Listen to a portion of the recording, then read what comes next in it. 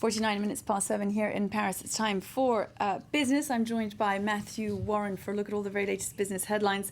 France, then, Matthew, taking steps towards American-style class action lawsuits. That's right. A bit of a bold move, this. We'll see if it goes through. But the Consumer Affairs Minister says that he feels French consumers are currently unprotected.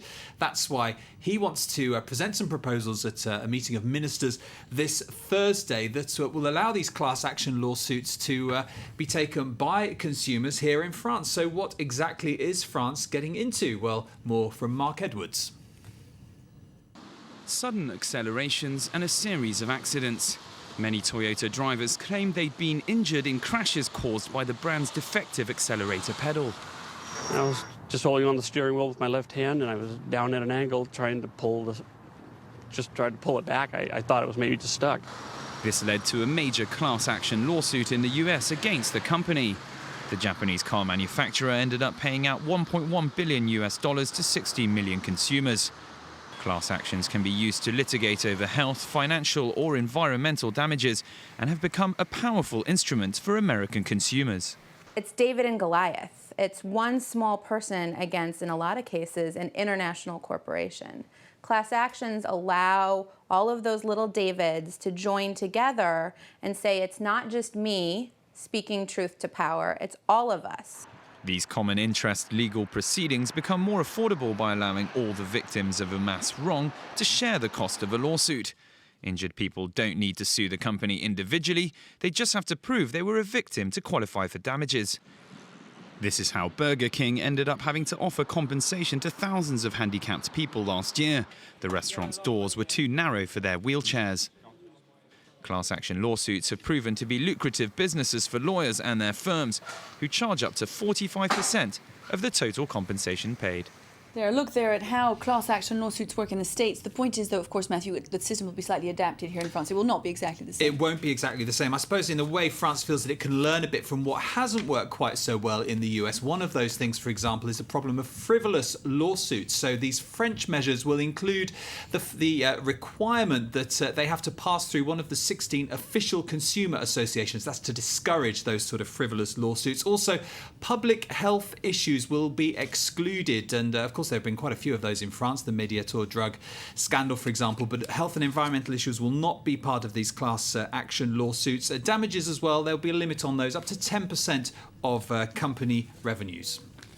Now, we're going to stay in Europe for a little while, Matthew. Expectations of a rate cut by the European Central Bank later today. Yes, that's right. There's been lots of talk about this. The Governing Council of the European Central Bank meeting actually in Bratislava today, not its usual place. Now, the current main interest rate of the ECB, the one that everyone refers to, is this 0.75%. But figures showing record high unemployment in the Eurozone, those were out earlier this week. They've upped pressure for a rate cut by the ECB, many expecting a cut of at least a 0.25%, and European markets have been up over recent weeks on the expectation that this is going to happen, and they think provide a bit of a boost to the European economy, which needs it, of course. Clearly, we'll be looking at how those European markets react today. How about the Asian market so far? Yes, let's take a look. Asian markets not having such a great trading day this Thursday. They're all in the red. The Nikkei off by over 1%, as you can see there. The Shanghai Composite, now that's open. Chinese markets have been closed this week for holiday. Open again this Thursday, but down 0.33%.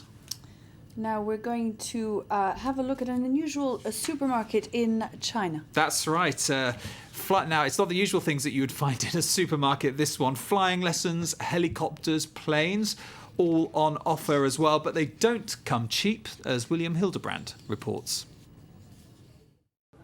Another trip to the supermarket, but this isn't your ordinary grocer. Instead of shelves of bread and crisps, there are hangars of planes and helicopters. For this Beijing supermarket caters to the tastes of China's super rich. I think it's like buying a radish or a cabbage. It's true. Buying an aircraft isn't that different from buying a radish or a cabbage. Shopping here isn't for the faint of heart or the cash-strapped. Gliders start at $25,000. $2.5 million will get you a family-sized helicopter. Flying courses cost $20,000 and break any of the laws, and you could face fines of up to $16,000.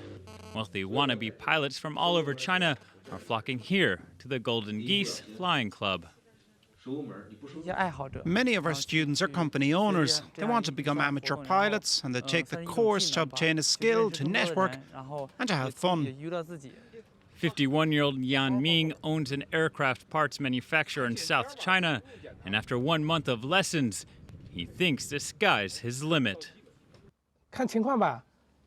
After getting my license, maybe if I want, I will buy a plane and even build a small airport.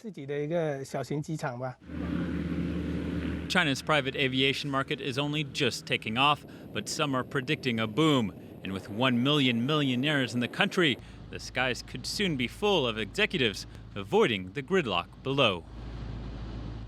William Hildebrandt reporting there. Well, let's get some of the day's company news now. And the textile industry in Bangladesh has reopened for business this Thursday after an 8-day shutdown. Workers walked out en masse after a factory collapse last week, killing more than 400 people. Well, 3 million people are employed in the clothing business in Bangladesh. Plans by Yahoo to buy a French video site have been blocked. Industry Minister Arnaud Montebourg said that Yahoo planned to devour Dailymotion by taking a 75% stake. The government owns a quarter of France Telecom, which controls Dailymotion. France Telecom says that it's now looking for other partners.